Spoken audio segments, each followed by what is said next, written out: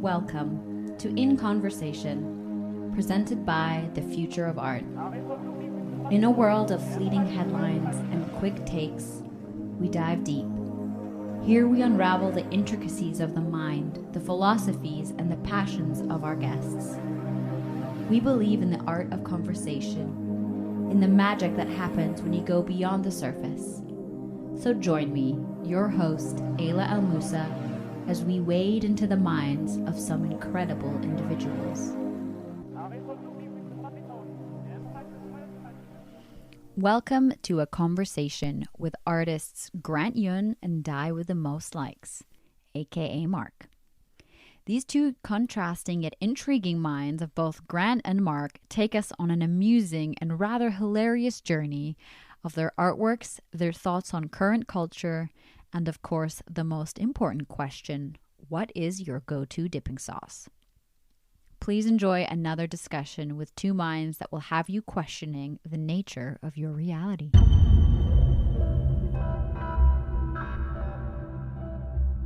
Grant, I've kind of known you for about 3 years virtually in the space, and I was really excited to have you on the podcast in the space, and you very wonderfully gave us some of your time and said yes. And then I asked who you would like to have a conversation with, and you said Die with the Most Likes. Now, you both have a very interesting theme that I find connects you both in terms of style. You're, I would say, at both ends of the spectrum. You know, Grant, you're very minimal, and Die with the Most Likes, I think you have this sort of gruesome maximalist that really kind of speaks to the underbelly of society and humanity. And Grant, I think you have that in this beautiful, gentle way. But what connects you both in my mind is, Grant, you just did this incredible piece for Sotheby's, I believe, called The Last Supper with 12 Cows. And at Marfa, Mark, you released this incredible project that I just can't even imagine what it was like to be there in person, called Beef Brothkos. So for me, both of you unite with meat. And Grant, I'd love you to kind of tell me why you wanted to chat with Mark. Well, first off, I didn't even know his name was Mark. I didn't know his name was Die with the Most Likes either. I knew him as this username Toads Weeback. And so I was at Marfa, and I was talking to Bonafide Han, and he was like, "Oh, I'm gonna go talk to Die with the Most Likes later. Do you know him?" And I just said, "No, I don't know him. I don't know him at all."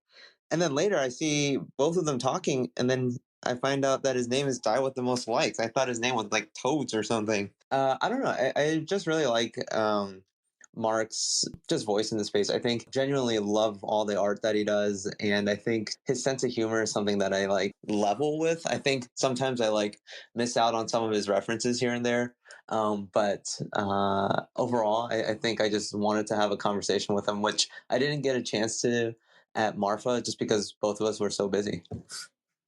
So this is going to be, I think, even more incredible, because by all means, part of what I would love this space and this podcast to be is actually both of you asking each other questions and getting into a dialogue. And I can also be a fly on the wall and then sort of steer the conversation. But I think to kind of start it off, so you both maybe get a sense of who you are, I'm going to steal this from Tim Ferriss, and he often asks his guests at the end of his podcast, and I really like this question, is if you could have a gigantic billboard anywhere with anything on it, what would it say and why? I think my one would say injured good, injured ? Good, and then have me in like an ill-fitting suit looking very sweaty and perspiring, and with a number to call for an injury attorney. So I think that would be mine. And it would probably be in Wisconsin Dells, I think, preferably, or perhaps the North Pacific Trash Vortex, somewhere along those lines, or Sandals Resort, Jamaica. Tell me why. Why that? Why did that image just like come to your mind? Yeah, well, I think it's funny because Grant and I think that that is also a thread that kind of ties us together, as we're both from the Midwest, and we both, I think, have, I don't know, Grant. I find this in your work a lot too, where it's this kind of the kind of the lifelessness of travel, but also the kind of nuanced stories you find in the kind of mundane travel you do on I-90 or those other kind of just highways that are kind of indiscernible from, you know, characterless town to characterless town. And so I find there to be some nuance and some beauty, you know, in hilarity in those billboards. And like the Hell is Real billboard is something that I'm very obsessed with. And all those injury attorneys that have these like really, you know, kind of elaborate and flamboyant you know, advertisements to sue the shit out of people are very fascinating to me. So I feel like I would love for that to be kind of my climax of my artistic career. That is so funny because my answer was going to be a gigantic Hell is Real billboard with Mark's face on it. Maybe like on the Ohio Turnpike or something. And like there's a QR code and you can like claim a beef broth go or something. But like no one would ever try to QR scan like a billboard that says Hell is Real. Um, but at the same time, yeah, I think every time like I go drive to these random places like in the Midwest, like the way like movies depict the Midwest where it's just like the middle of nowhere and just like endless highways and semi trucks is actually quite accurate in my opinion. And I always just wonder like you always see people like stationed out somewhere in the middle of nowhere and you always wonder like what their story is and like part of me wants to have the confidence to be able to just like ask them what like they're doing or their life story is, but I never get the chance to do so either because I'm busy or I'm just like legitimately scared like they'll shoot me or something because that is a real possibility. So that's my answer. That's amazing. And I'm curious sort of why were you so excited to speak with Mark and like what would have been as adults, I find sometimes it's a little bit intimidating to walk up to someone that I haven't met before and be like, "Hi, I'm Ayla. You know, this is a question I'd really like to ask you." So I'm curious, Grant, what would you like to ask Mark or chat with, or like what's something that you've just been very intrigued by him? I don't know. I think I've done so many of these spaces and like these interviews, which like I'm really grateful for, and like I love talking about my art and my influences and stuff. But you know, I just want to have like a candid conversation with someone that I think you know, even if we've never held a conversation in real life, that we, at least I would imagine, can hold a decent enough conversation for an hour here on Spaces about topics that aren't necessarily like, oh, did you go to this museum and see this artwork? Which, you know, is fine too. But so I guess my question, I did have a question for Mark actually. So, you know, and you know, forgive my ignorance, but so you are an author as well, is that correct? Yeah, yeah. So I've got 5 books out right now, with like some indie presses, and then I published one by myself like 5 years ago or something. So it's yeah, it's something I'd love to do, man. And I mean, obviously, like it's funny because, you know, in some of your pieces that you've made, I feel like, you know, I'll look inside of these, like, you know, like I think Ayla described them very elegantly. And also I'll look at those things and similarly to how you were talking about like the truck stops and the stories and, you know, the things that are buried underneath these piles of skin and underneath these billboards, these horrific, you know, doomsday billboards. Like I find it meditative to write to, you know, some of your pieces. So like you've seen, obviously, like I oftentimes write like microfiction or kind of like short poetry prose to those pieces, and I'm wondering, is are those pieces that I sometimes write, like I know that you obviously have read them, are some of those accurate in terms of the portrayal that you're trying to get across there, or are they completely off base and more or less the ramblings of someone who's huffing dust or behind a cracker barrel? Well, I mean, I think in reality there are a demographic of people that can relate to your stories directly that I think you know are live and are part of the landscapes and the environments that I illustrate. I think the Midwest, especially especially kind of the desolate landscapes I draw, are home to a really wide array of demographics. And I think the way you write some of your text, I think, is relatable to a lot of people, like from a very wide array of backgrounds. And so, no, I love reading all of them. And I think some of them are hilarious. I love some of the responses to them. And I think I particularly like when you screenshot like this entire essay you write to like a random question someone asks you in the DM. And I think every time I read any of those, I like literally cannot help but just start laughing. Yeah, it's like we live in this horrific world where there's all these there's all these kind of skin tags on the sagging ass of crypto and in digital art in general. And so we're constantly dealing with like more or less these parasites who are trying to scam or trying to, do whatever in the DM. So it is really cathartic to wake up and more or less plunge myself into the saddest scenario imaginable, and then hopefully ruin their day more or less, in terms of the sadness that I'm communicating, because it's just like, and I have for sure that, which I thank you so much for the kind words. It's like, some of these people just say like, "Hey, I'm sorry. Are you okay?" In some regards, because of how horrific the stories get, but it's insane, dude. It's like those people who stand like on the corner of the street, like trying to talk to you about God and passing out like free Bibles. And they'll ask you like, "Oh, do you know about Jesus?" And then you like drop this entire monologue on them about ground beef and dying. Right. It's like someday we'll all die alone and have a sparsely attended funeral with an abysmal fruit platter from Edible Arrangements, and that's just kind of it. I always wondered who buys edible arrangements. And no offense to anyone who buys it here. I think I it's just I agree. Well, I was just gonna say, I think another common thread between us is, well, you love Kirkland brand Costco, which I do as well. I think also just like the overall like fast casual nature of America, and in the like psychotic convenience that we all experience. I think that both of us like cherish that in some ways. Like I find it to be the best thing ever. Just eating like $1.50 hot dog at Costco before buying like 200 pounds of like whatever unscented Vaseline or something. I find it to be all to be pretty. It's pretty much salvation at its finest.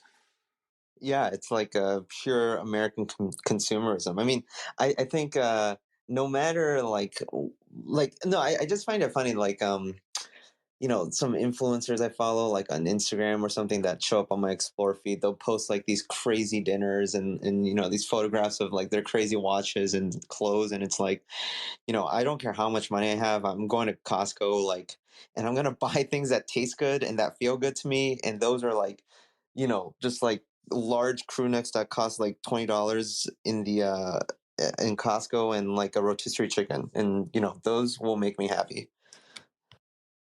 Dude, absolutely. I mean, when Dollarita season hits back at Applebee's, it's just like that. That's the best time of the year. I mean, really.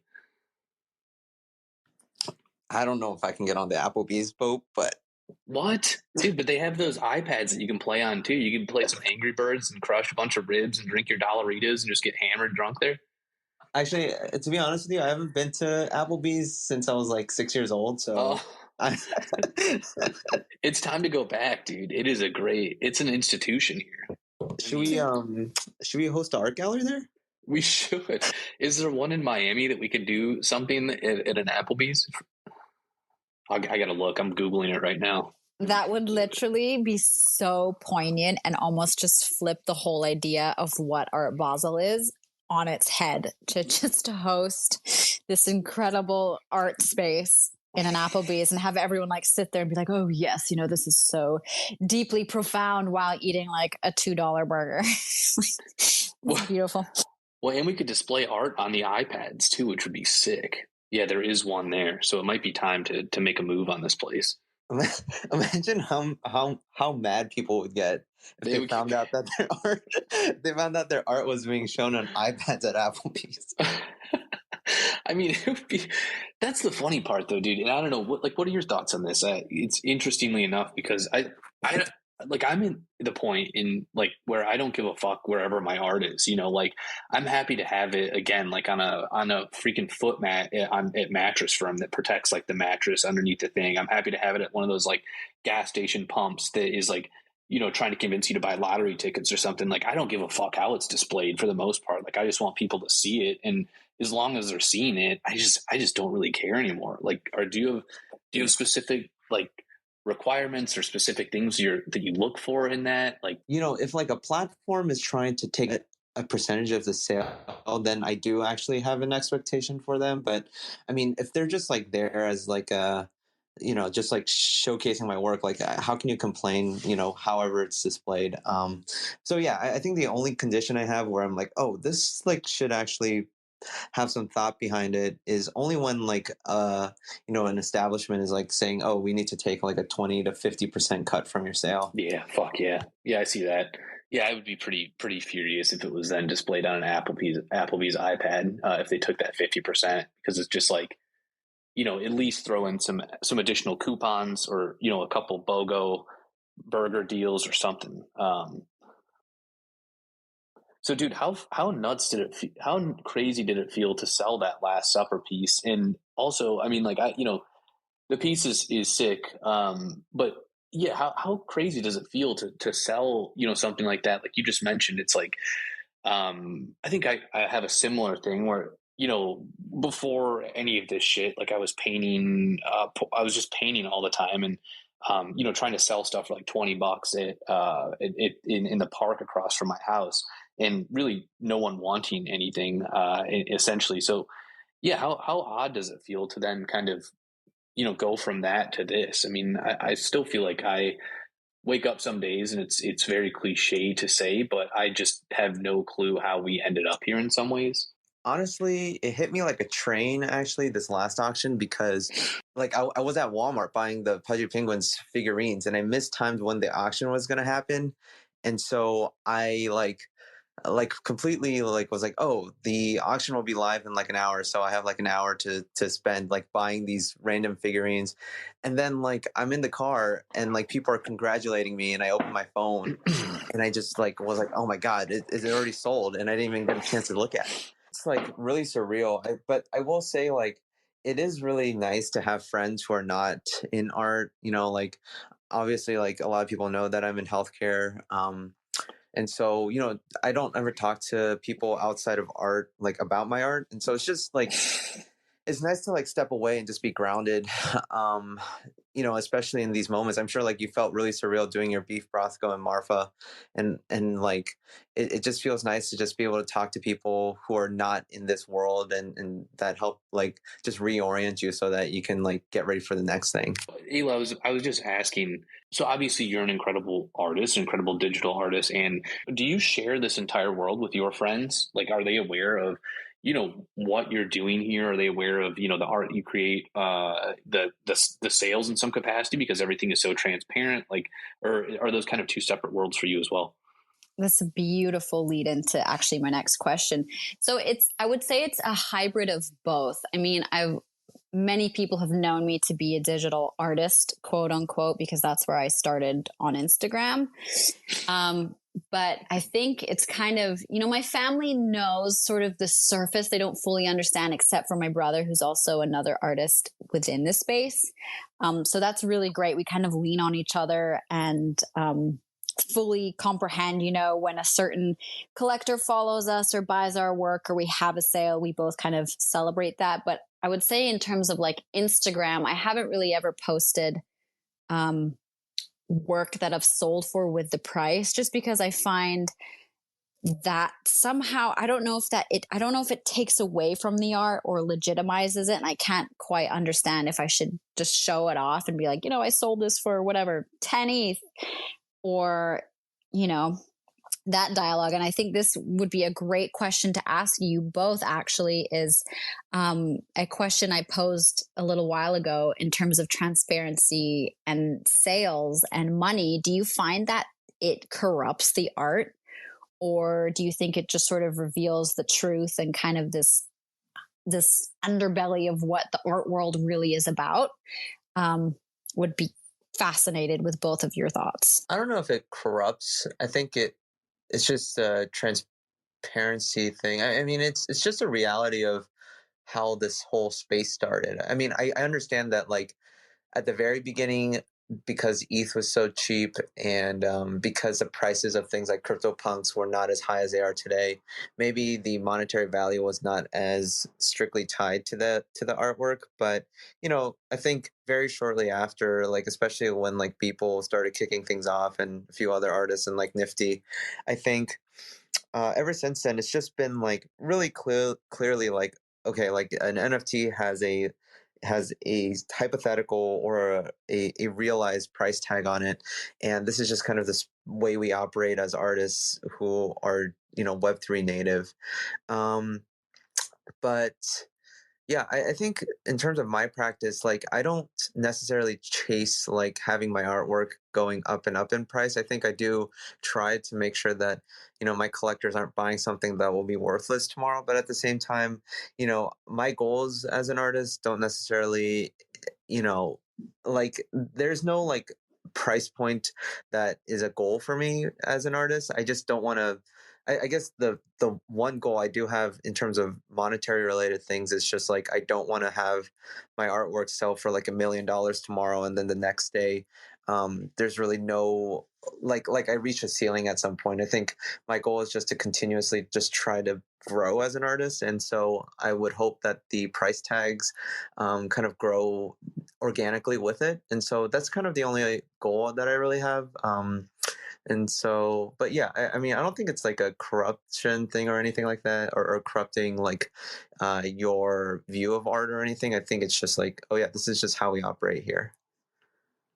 Yeah, I think it can can be for certain artists or people who are here just to or as production plants more or less versus folks trying to explore actual emotion and actual like shit that they're going through, and have a relentless pursuit of a story that they're trying to tell. Like I see a bunch of rad ass artists in the crowd right now: Paper Buddha, Luis, Xerox, Dark Mark, Andres. Like there's a bunch of people in here right now that are relentlessly pursuing psychotically pursuing the story that they feel like they have to tell. And so for me, that's where I'm at, as well, is more or less like I have to get this shit out or else I'm going to rot from the inside out. Like it's not really, people say it all the time, it's not really like an option or whatever to create or to not create. But this stuff I think would probably eat me alive if I weren't able to expel it in some way. So like in many ways, I always say that I create sad and live happy. And so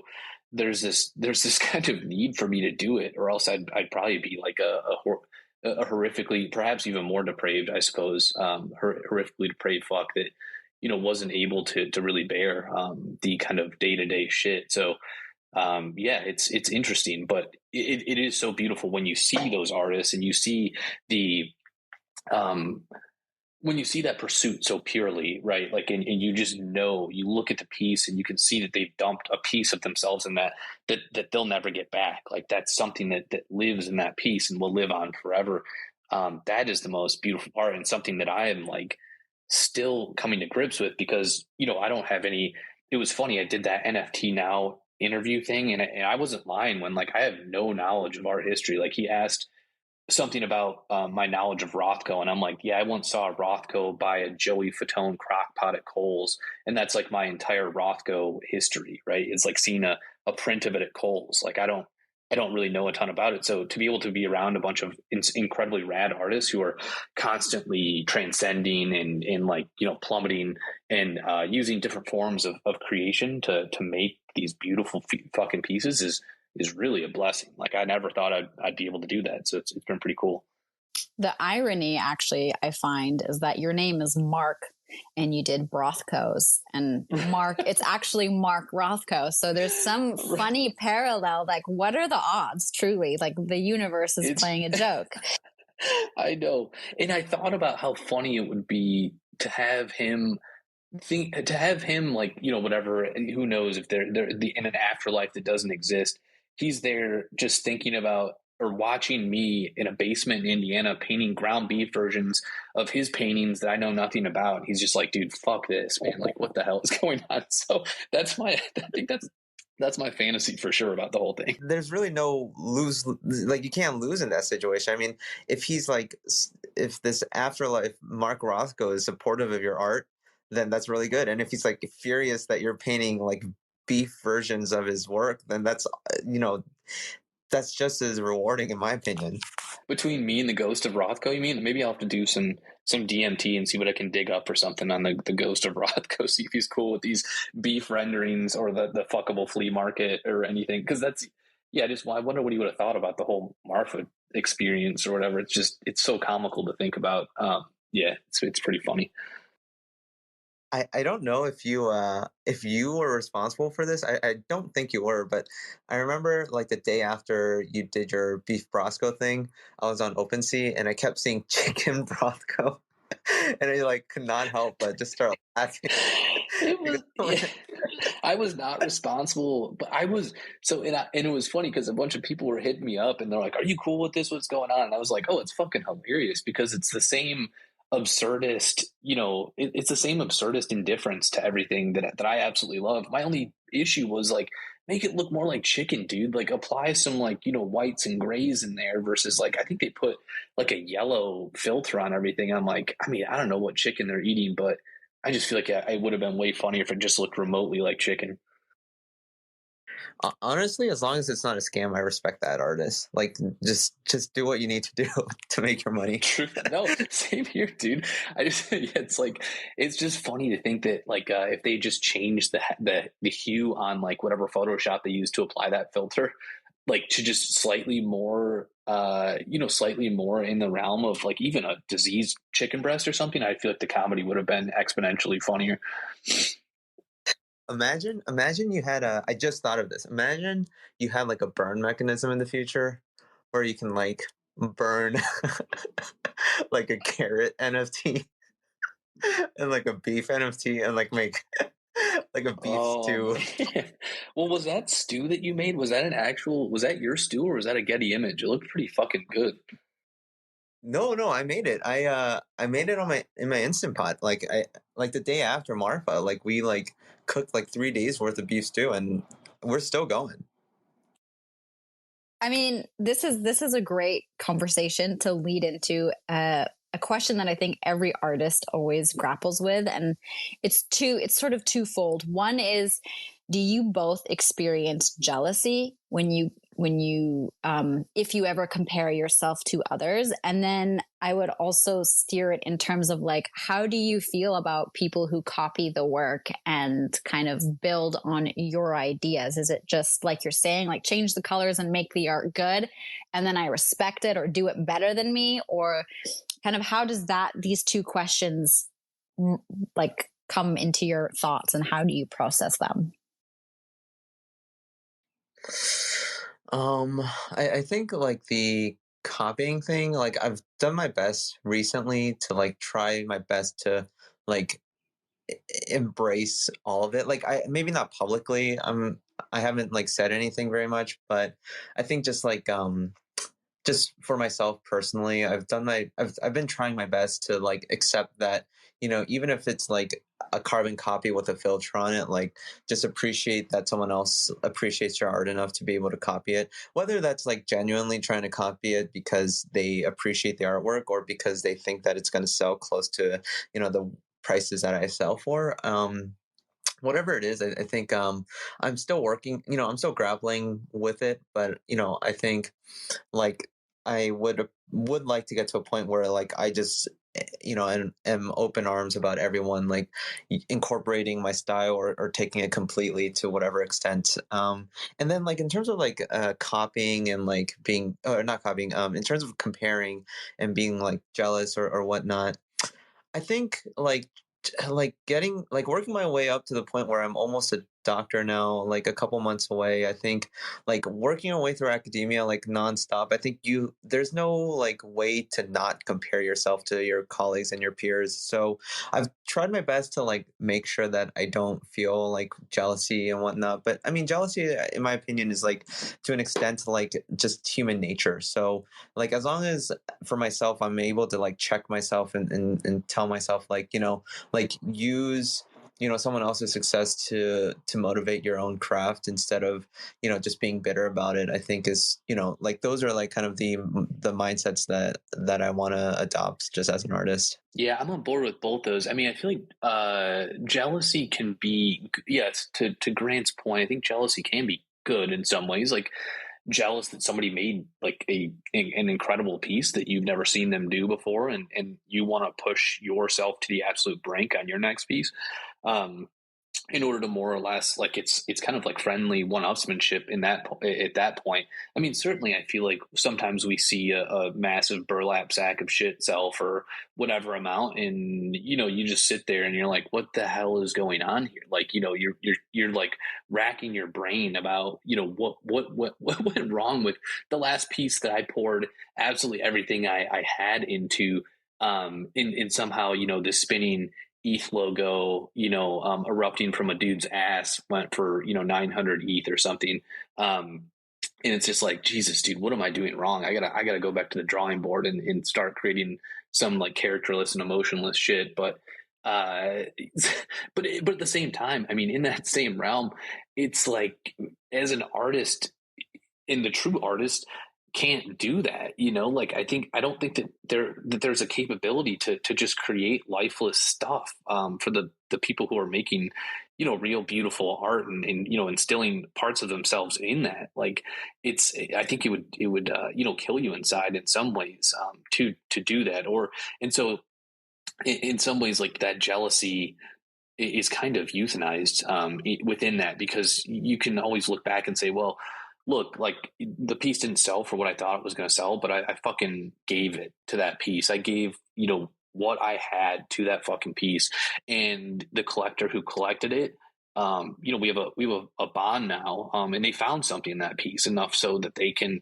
experience the heartache, experience the whatever the reprieve that they need in that piece. And so I think that euthanizes jealousy pretty quick. And then for the copying part, yeah, it's I think like the chicken brothka was really really funny because that was like the spirit of that project. I mean, I think I would be pretty sad if somebody completely ripped one of my pieces, that I had spent so much time to conceptualize and write, and it was part of my memory and the things that I'd been going through at that time. So that part I'm kind of not super cool with. I don't know. It feels weird because it's like your art becomes a commodity, or your art becomes something, at the fucking discount aisle at Best Buy that somebody can just grab.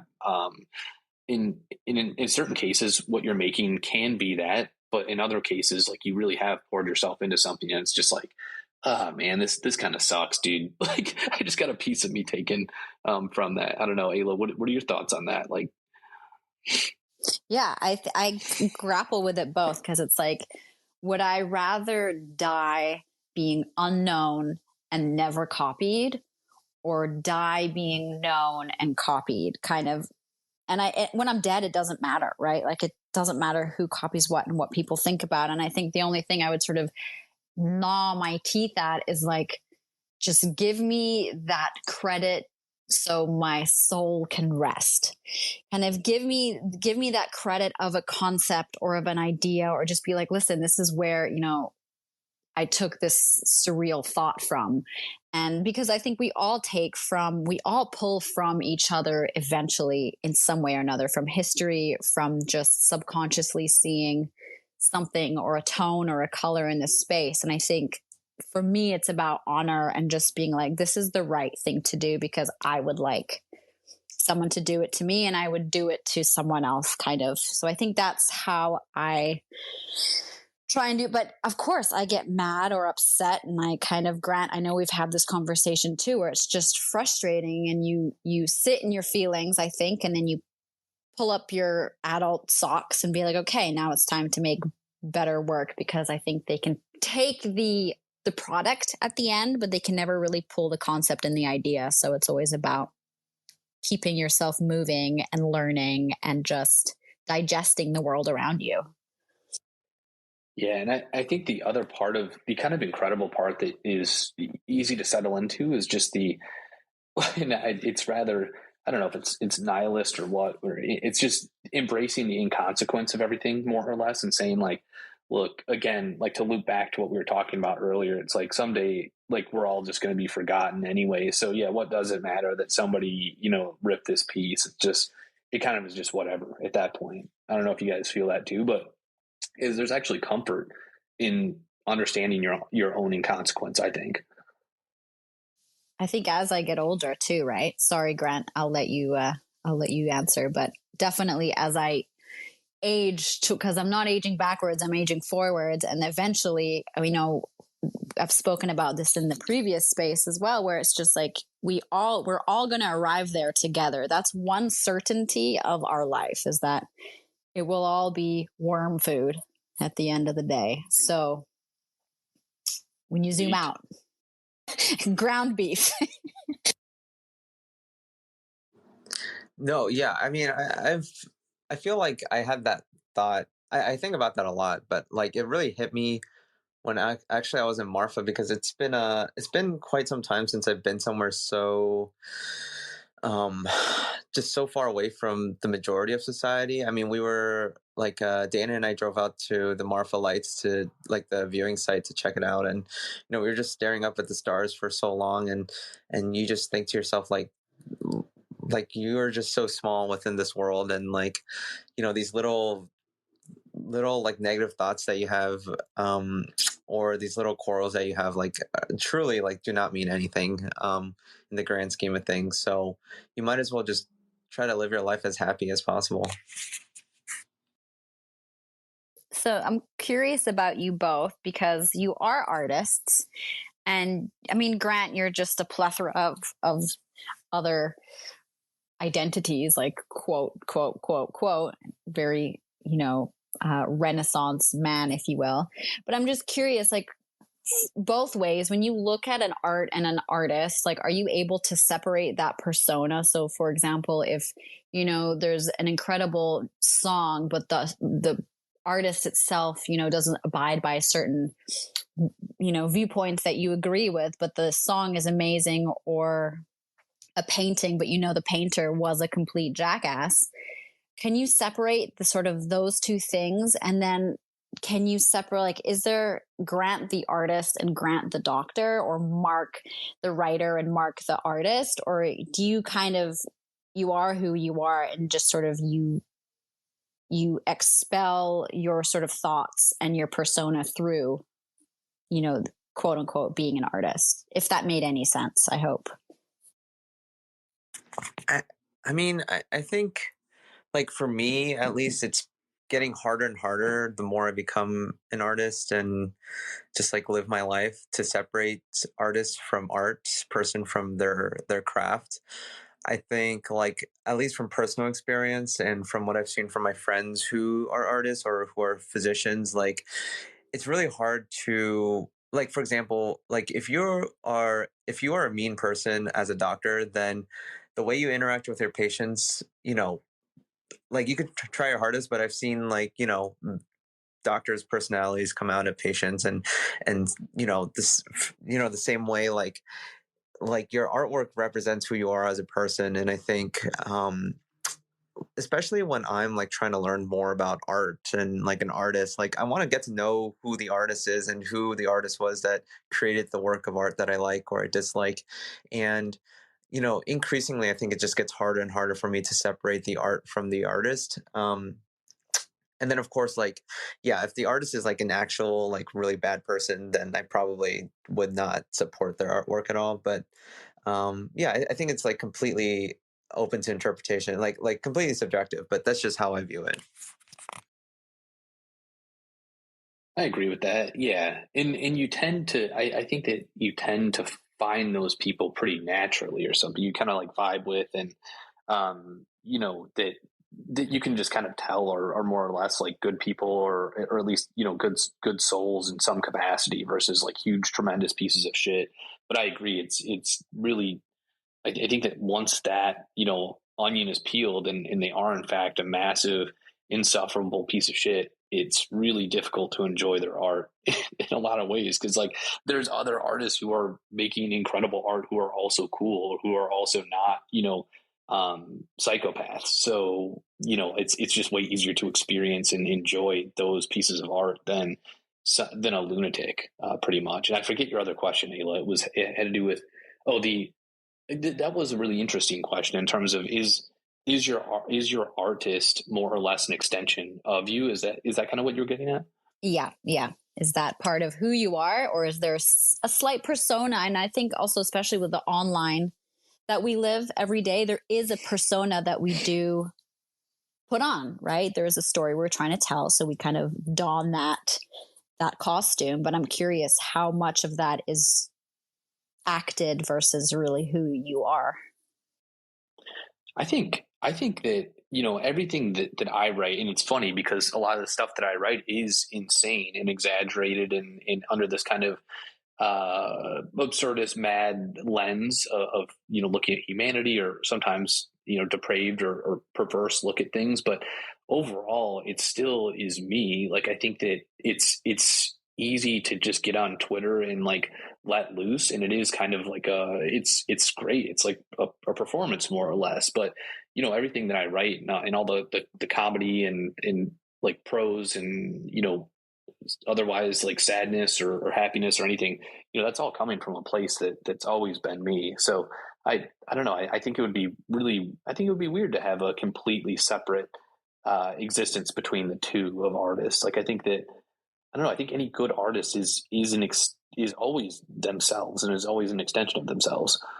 It would get very exhausting, right? To continually put on a mask and just be like, It would be horrific. Yeah, like when I meet people like Grant, we met in Marfa, and like some of the people that I meet are like, oh my god, I thought you would be this bridge troll that was like, you know, huffing duster and butt bonging lava lamps, or, you know, just like kind of insufferable in many ways. Like, because a lot of the shit that I post on Twitter is completely insane, but it's like, you know, to have to endure that all the time for myself and for other people would be so horrific. I can't imagine. Like, this space would suck. Like, Grant, I don't think Grant would have wanted to talk to me. I'm almost positive. after you two have dialogued, I'm curious, Grant, what are your thoughts? Like, is there more questions you want to ask Mark? Vice versa. How are you feeling? Yeah, I need to know how to pronounce and what your handle is. Like, what is this? Like, it looks like Toad Wisconsin back to me. Yeah, this is a question that's come up quite a few times now. It's Toad Swyback, and essentially it's a throwaway line from the Pulitzer Prize winning movie Under Siege 1, starring Steven Seagal. So my dad was like the biggest '90s action movie junkie to ever exist, and so I've seen Under Siege probably 100 times, along with, you know, Roadhouse and Con Air and Face Off and all those just classics. But it's in the movie where this general mispronounces Casey Ryback's name in it, and for some reason it was that. And it's funny because like I kind of wanted to change it, but then like everything started to blow up, and it was just like, well, I guess I'm Toad Swyback now, so that's that's what it is. You know, it's so. This is so funny. I like just Googled the movie Under Siege, and I was looking at screenshots from the film, and this is like the film that I was looking for like a decade, but did not know the name to, because it's like one of the very first like films that like I can recall that I watched with my family when I was like, I don't even know, like a little kid. And it was just now when you said that I finally discovered this movie with Steven Seagal. Dude, you have to pop it on tonight, right? Like, I mean, get that meat stew out, watch Under Siege. 100%. That's insane, dude. That is so fucking funny. And it's like it has some pretty, well, I mean, there's definitely some parts in there that aren't necessarily kid friendly. So it's kind of funny. I wonder if they made you cover your eyes, or if, I don't know how old you were, but it's super funny. Yeah, I don't. but I will be watching this tonight. I think a lot of us are all going to pop on this movie and just to get a real insight into your minds. But I'm curious, like, do you find that the more you grow and the more you kind of step into this role of artist, quote unquote, that you feel that you need to kind of be talking about morality more, or just sort of trying to sort of shape your thoughts in a way that people are understanding it? Like, I feel like sometimes as an artist, you kind of, the more you become known, the more there's like this pressure to sort of be an artist. And I'm curious your thoughts. I think that it's actually the other way around, where the more you become, I don't know, like well known or recognized, the more people will ask you these types of questions. And so it just appears that you're talking about it more and more. Like no one's going to ask you about your inspirations if no one's buying your art. But the moment someone thinks that your art is important, then that's when people begin to ask, like, what is your practice like? What is your technique like? What medium is this? Like, who are your inspirations, and what is the meaning behind the work? And sometimes, like a lot of my art sometimes, like especially the landscape ones, is like it's hard for me to describe, but like there's times where I'm driving like on a road trip somewhere across the state, or just stop on the side of the road and just like be there for, I don't know, an indefinite period of time, no other meaning to it. But if someone wants a meaning behind the work, then I can fabricate one. But at least for myself, like I would really just honestly like to just be as honest as possible. It's like a reflection of my everyday life and my emotion, and the artwork I could do. And so like I just hope that other people would like it as well. Yeah, I'm in the same camp in terms of, well, I feel like I'm kind of, well, I feel like I have a responsibility to hold up, the cocaine covered, blood soaked mirror to ourselves in our own reflection of like what's happening in the space on a daily basis, on what's like going on, and kind of being almost a documentarian in some ways.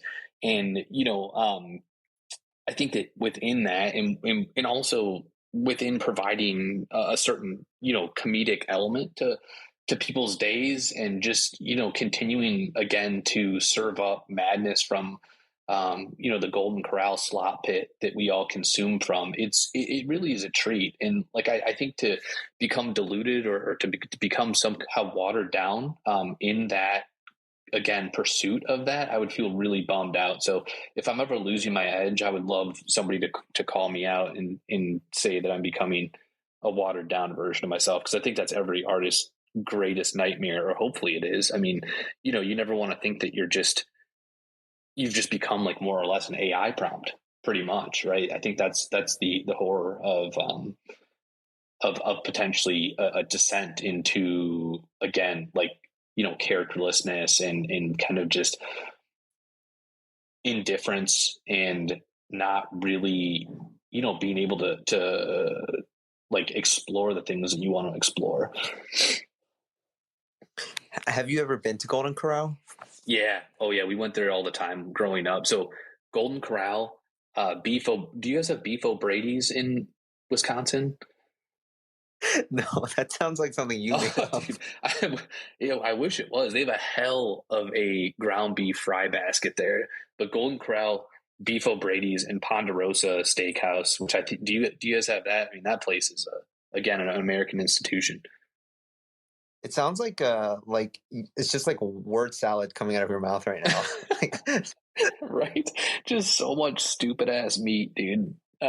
Yeah, Ponderosa is like it's like a budget steakhouse. So you go there and you load up like a really gristly knuckle steak that was like 85% fat and like just chewy as shit. And you weren't really sure like what part of the animal it came from, or if it was animal at all. But you were there celebrating something that wasn't worth celebrating. So you ate your steak and you slathered it up in A1 sauce and just hoped that it slid down your throat instead of it got caught, pretty much. Yeah, I kind of want to go to like one of those like big like buffet restaurants again. I haven't been in a while. I think like Hometown Buffet, and like there's a few that are like local, like the Chinese buffets. I don't know. I really like them. Like every now and then, right? Like it does take some time to recover from them, but Dude, with age, man. I mean, once you hit 30, you're more or less a walking ad for Pepto-Bismol. Like you take your preemptive Tums, you're like constantly just hedging and making sure that you don't have a blowout at any given moment. So prepare for that. That's actually so funny because I have Pepto in my wallet. I have Pepto tabs like in my wallet. Like I always have Pepto. You just have to, man. Or is it, or did doctors say, is it actually good for you? Like, I don't know. I don't even know what's in it. Like, is it good for you? Can you tell me that I'm good just popping Tums like they're fucking, M&Ms? It'll help your symptoms. I am not going to give you medical advice over Twitter. Okay. All right. You two are so funny.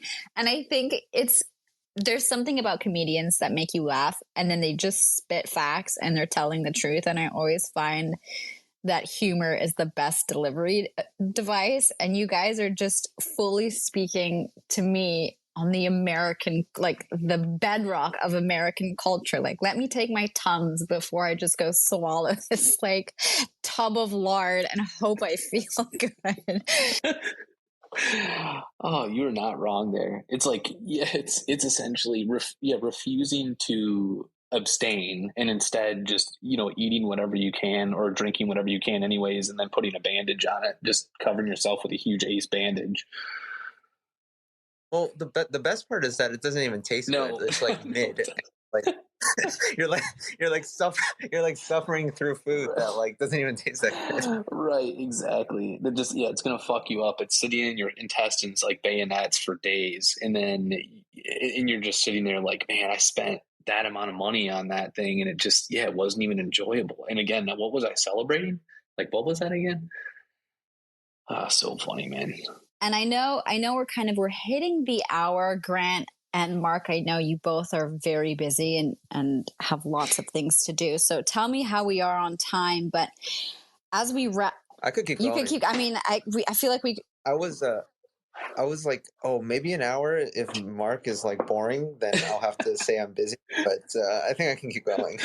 Man, I just took a fistful of Tums, so I'm like probably good for another like at least half hour. This is beautiful. Fistful of Tums. I don't think I've ever had a Tums in my life. So missing out. Yeah, they're great. But I'm curious, like I know, Grant, you focus a lot on color, and that's something you kind of, I would say, sweat over in terms of like how to go about your next piece. But Mark, I'm curious because you do make these social commentaries, and especially about what's happening within the crypto world and this Twitter vortex that we're in.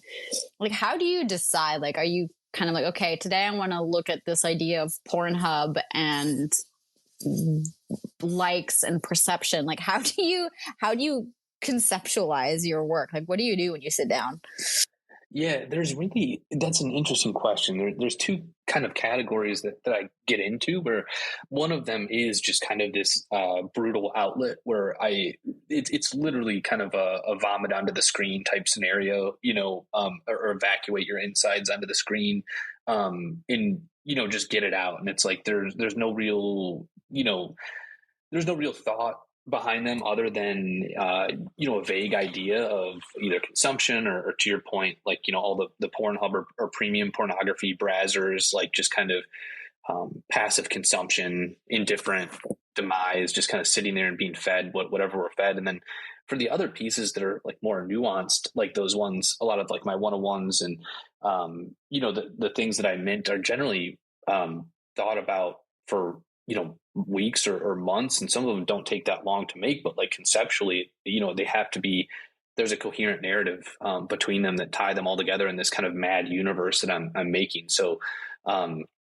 and like honestly, it's weird. Like Grant, I don't know if you experience this, or Ayla, as well as a creative. Like I've met a lot of creatives like this, but I have these moments before I go to sleep at night where I'll like have like these crazy vivid like lucid dreams that are very mad and very like fucked up. Sometimes they're beautiful, and sometimes they're horrific and really are like almost or day ruining like the next day, but like I find a lot of inspiration within those and within that onset right before I go to sleep, and I'll wake up and I'll note it down.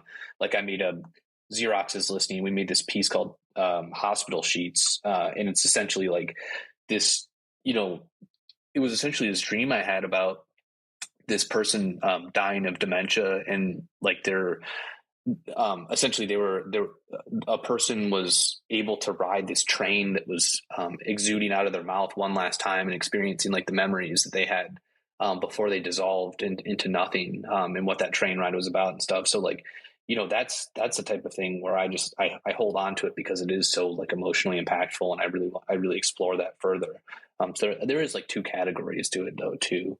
What about you guys? Like, I mean, Grant, what do you do for yours? Like, like what did you do for Last Supper in terms of figuring out what you wanted to portray there, and like the slaughter and all of that?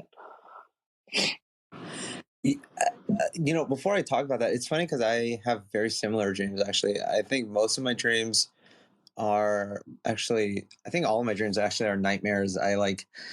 This is probably because I just have like generalized anxiety, but I'm always like getting killed or someone's chasing after me, and they're very vivid, and I can recall quite a bit of them. And so actually I wanted to start, I did start one, but I haven't like updated it in a while, but I do have like a kind of like a journal that I try to sketch what is in my dreams, which, for the most part will never like become like a finished artwork of mine. But I don't know. I think it just like helps me think about like life and my existence. But anyways, regardless of that, for the Last Supper, at least, I think there was a point last year where I was like, and a year before, where I was just going on this kick of just like watching like animal cruelty videos. And it's one of those things that's like you watch one and it's like so sad, and then like YouTube algorithm like is horrible, right? Or I guess it's good, and it like suggests you like 3,000 like more similar videos. And so I was just getting like so sad watching like how like the food industry operates. And so I think part of the reason I created that work was kind of a commentary of that. But I didn't want it to be like a strictly like, oh, this is a narrative about like animal cruelty or anything. I think that's part of the reason why I created that work. But I also just wanted to create a work depicting cows. I think cows are really cute. And then I wanted to just share just a landscape, and have like kind of an ominous vibe to the landscape, like the composition itself. It has like a more darker color palette to it that I haven't previously used. So I was kind of just exploring composition building on top of whatever message it is that you want to just take from it. Yeah, I'm laughing right now because, well, first of all, it's insane. Yeah, it's funny. I would be interested to see if most artists have nightmares all the time. Like I've got like sleep. What's that thing called?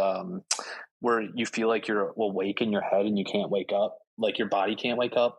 Sleep paralysis. Yeah, I get that like once a night, which is always a treat. Just laying in my body, and being like terrified that I'm being murdered or something, which is yeah, it's perfect. Do you need to see a doctor? I don't know, dude. Maybe I don't know what I don't know what sleep paralysis, what the trigger for that is, but it's funny because I looked at Last Supper, and I think that it is easy to portray suffering, and it's easy to portray the horrors of whatever it is that's happening. And I think like the more I think the more brutal part of that is the indifference in the cattle's face. And that's what I do in a lot of my pieces too, where it's like these kind of horrific scenes where people are mutilated or people are melting or in all sorts of different states of decay, but they're indifferent and they're mostly really happy about it. Like they don't really care that it's happening, that the slaughter is happening concurrently with the orgasm that they're having or with the climax that they're perceiving. So I find that to be a really interesting part, and perhaps another, I guess, like thread between Grant and I's kind of perception on things. But that's an awesome question. Yeah.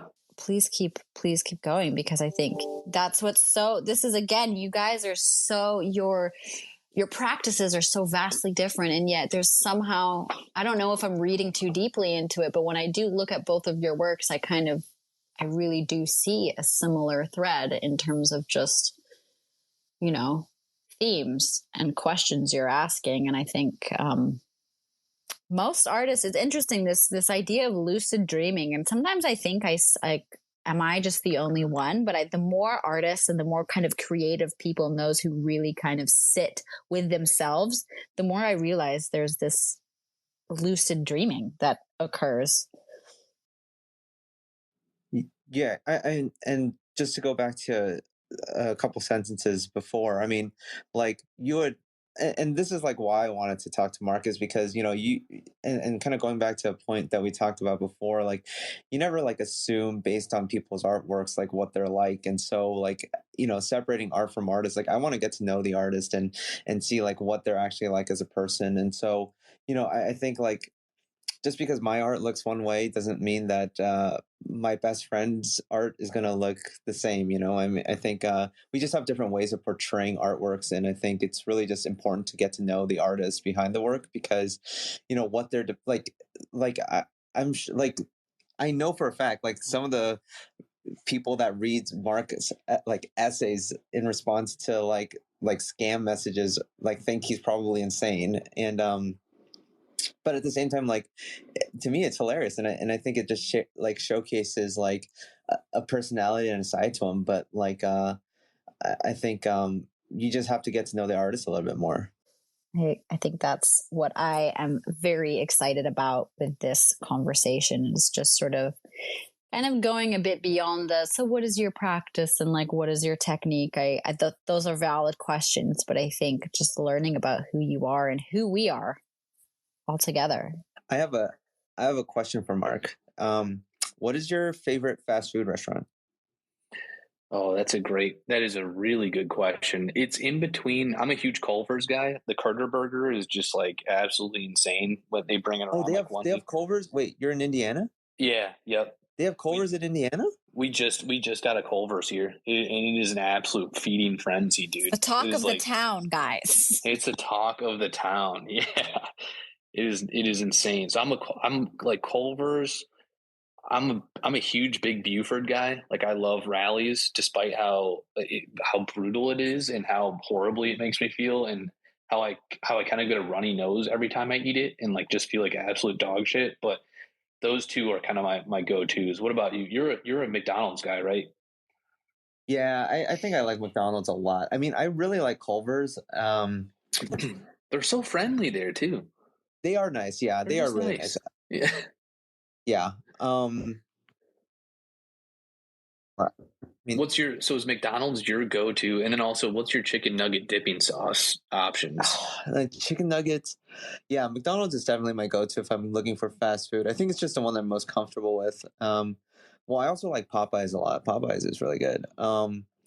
I like barbecue the most. I actually like honey on my McNuggets. Honey is really good. I was afraid you were gonna say that, dude. I'm gonna leave. I'm gonna leave. Yeah, I'm done. I'm fucking done. You get, dude, the no sweet and sour. Did you get the Grimace birthday shake, by the way? The Grimace birthday shake sucked. It was horrible. The best part about it was the art on the box. It was so good. I did feel like I did feel like it was like the one thing that I felt like I was taking a part of something bigger than me. You know what I mean? Like I don't celebrate a lot of things, and I felt like Grimace's birthday was the one thing I celebrated this year, and I felt good about it. I think I'm gonna have to leave now. I don't want to have this conversation anymore. Well, I think we discussed it on Twitter, but I think Grimace died of autoerotic asphyxiation too, which is like a horrific way to go. But I mean, but yeah, I mean the sweet and sour is pretty good, but it's good. The barbecue is probably my favorite. Okay, yeah, it is. It's a nice and tangy. Yeah. Yeah. And then also, what I was gonna say, what do you? So one more real quick question, because I know we're over and it's insane. What are you listening to when you create your pieces, dude? Because I think that it's interesting. Like music plays such a massive part in my life and in like my creations. Like I feel like I'm fueled by it. What are you listening to? That's a tough question. I like right now I'm like on this jazz kick. I have like this playlist. I have this playlist called just Jazz Dinner on Spotify, and it's basically just like kind of the top 200 songs from like this jazz over the years. But I'm like I was raised like on like classic rock. Like I just listened to all my dad's music. So the majority of the music I listen to, I guess it's been like I've been trying to explore these days, but like I have this like foundation of classic rock. So if I'm like bored or like I can't find something to listen to, it's just going back to any like music from 60s to like 90s basically. But I forgot what I was going to say, but yeah, that's kind of.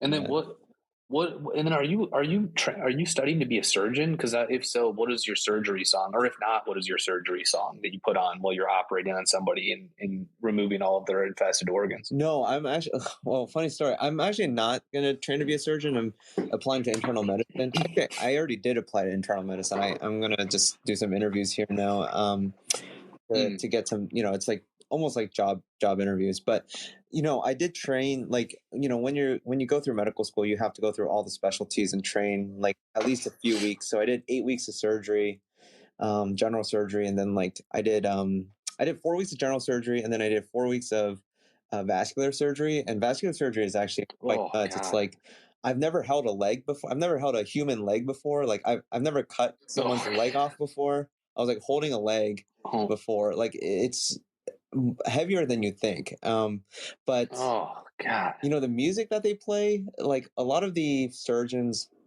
kind of at the hospital that I'm at are, I would say, like maybe 10, 20 years older than I am. So it's like, so it's like they're like operating, like doing the craziest surgeries, and it's like Pearl Jam is playing, it's like, oh, really? yeah, it's like 90s rock is just like blasting, or like 90s hip hop. It's actually pretty cool. And Man. yeah, I don't know. It's like it's like you can't even describe how that feels unless like you're in that environment. But yeah, it's a strange kind of world that very few people ever have exposure to. Oh, man. Do you find yourself distant from humanity, or having experienced those things? Do you think that you perceive humanity, or just like the human form, as more meat than anything? Like, I mean, in all honesty, Yeah. it's like kind of like a weird thing. Like my cousin's a doctor, and he seems like he's a really nice guy, but it seems like he's like he almost looks, I feel like, at people like they're like cells on a spreadsheet, more or less. Like, No. like, I know what you're saying. Yeah. No, I think it's different when you're actually in the operating room, because, like let's say someone's like getting surgery in their like abdomen, then they'll like they'll like tape and they'll drape over everything except for that, right? And so you don't like get to see the entire person that you're operating on. And so I think that helps, like, I mean, obviously it like creates a sterile field so you don't infect anything else and etc. But it also, like, I think helps detach you from like realizing, oh my god, like this, I'm like cutting someone's like stomach open and I'm gonna do something crazy, or like I'm cutting someone's like head open, if like it's a neurosurgeon or someone.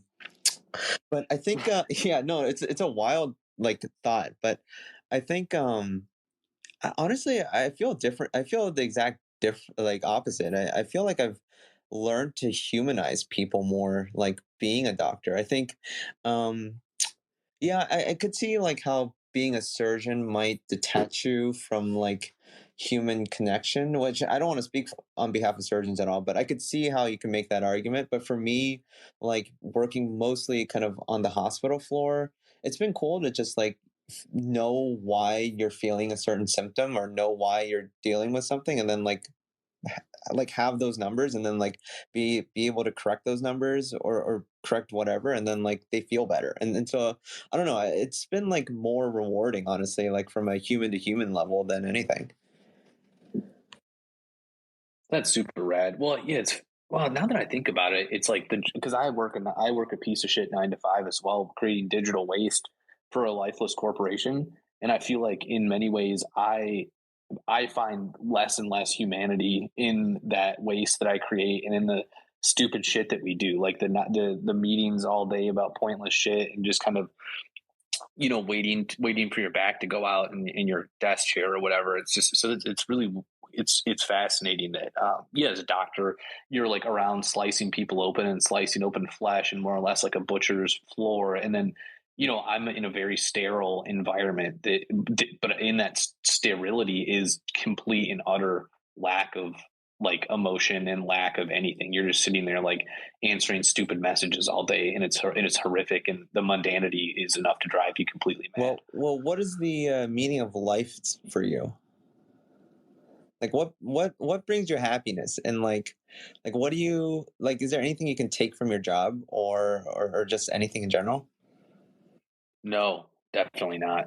No, well, so for the job, absolutely not. Like it is a bastion for suffering, more or less, and it's fine. Like they pay me for it. I've been doing like the same shit for 10 years, and really just have never. It's a completely stagnant existence, more or less, where like I just you do the same thing every day, and that's just it. And the crazy part is like I think what brings me happiness is finding not just people who collect the pieces that I make, and you probably experience this too, but like just having people enjoy the stuff that you make it brings me so much goddamn happiness, dude, because like I think for many of us we all just assume that this was it, like it was just waking up to this same job that I've been doing for 10 years, that I would do for 40 years, that I would do for 50 years, until eventually, getting a timeshare in Florida and dying of AEA, autoerotic asphyxiation, for those who don't know the term. But, and so that, so I don't know, like in that, you wake up every morning, it's like, oh shit, people like get a kick out of my stuff, or they want to like, see this or interact with it. And so I don't know, that part definitely is it. I think that the other part is there's there's loose ends to the universe that I'm trying to make, or the story that I'm trying to tell. And what brings me happiness is really tying those things together, and like, creating something that hopefully will outlive me. Not that anyone will remember it at all, but, in case a kid in college in like, 100 years finds one of my books or something and it means something to them. I think that's what brings me ultimate happiness is perhaps, my legacy living on the lips of a stranger, if not but for a moment. Yeah, no, I think I agree. The happiest I ever am, like when I go to these art events, is like it's never about like I mean, of course, I'm grateful if someone comes up and congratulates me and etc. But like the happiest I am is when someone comes up to me and they just tell me like it just reminds like my art just reminds them of their childhood or something, and it's like that I that brings me the most happiness, because that means like I made a genuine connection with someone through like like a like a third party, right? Like through my art, which like I never had to talk to this person once to be able to communicate like a message to them. And so no, I think that's what brings me the most amount of happiness, like just people genuinely appreciating the art. Like it doesn't really matter to me like if you can buy it or not. Like you can appreciate it to the fullest extent without having any amount of money to purchase any of my works.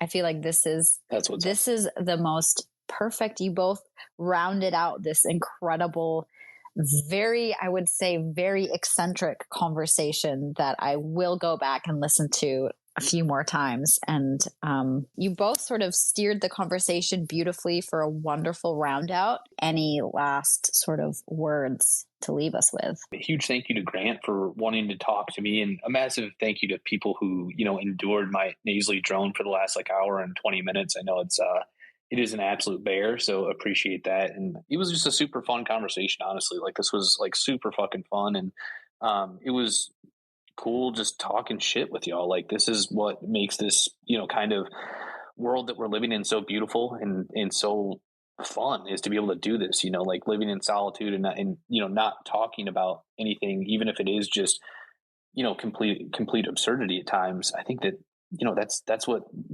is lacking in many cases. So a huge thank you to everyone for joining in, and thank you for hosting, Ayla. You were incredible. And Grant, thanks so much for including me in this. This is fucking awesome. Yeah, no problem, man. No, thanks for having me. It was like such a breath of fresh air, just being able to talk about things that are kind of outside the realm of things that we normally do. So no, wonderful like talking with you, and like hopefully we can chat in the future, either like on Spaces or just like in person. Applebee's for Art Basel. Let's go. Is Chili still a thing, or are they gone? Because I want to do mine at Chili's. Right. We'll have dueling events. You do Chili's, I do Applebee's. Yeah, that'd be so Let's fun. do it, dude. Sounds good. This has been amazing. And I just feel like you both put a smile on so many faces, even though we were talking about some pretty intense things. And I think that is how we go through the world. And that is what makes you both great in my eyes. And I appreciate you both for coming on and having this fabulous conversation.